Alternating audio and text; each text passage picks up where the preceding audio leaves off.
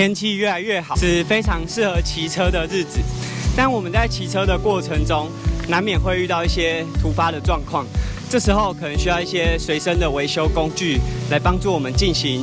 状况的排除。但是在我们过往骑乘的经验呢，其实都会发现到，这个随身的工具未必会带在自己的身上。今天的影片里面，我们要和大家分享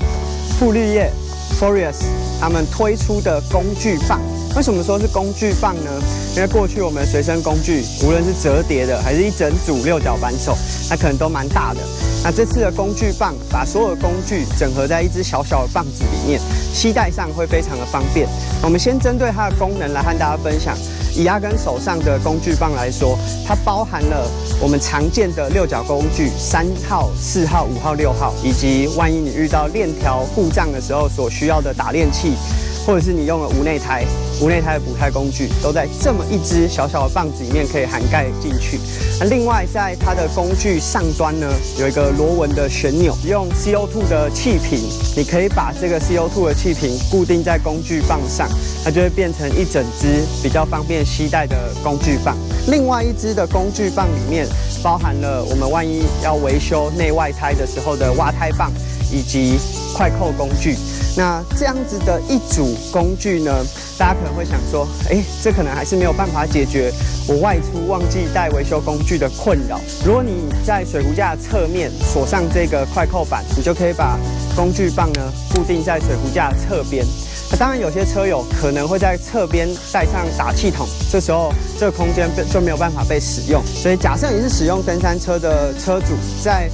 这个模组的中间包含了有点像把尾塞的系统。那这个系统主要就是针对一些使用平把手的车友，这个模组呢，就是可以帮助你直接把你的工具组塞在把尾的侧边，也就是利用这样子的模式，把你2种不同的工具塞在把手侧边，可以确保只要你是骑着这台车，随时都可以找到维修工具。那这样的工具，当然它还是有它的缺点。以使用的情境来说，它可能就不像标准的随身工具或是完整工具来得这么顺手。但是这可以确保你在外出，万一遇到任何的情境，车上都有工具可以帮你排除问题。那过去阿根可能把随身工具放在钱包，但我可能今天忘了带钱包，就少了这个维修工具。现在呢就不需要担心这个问题，你可以依照自己车款的形式或者是目前车上的配置，放上这样子小小的工具棒。即便你都没有固定在车上，把这样子的工具棒放在口袋里呢，也是非常的轻便好携带的。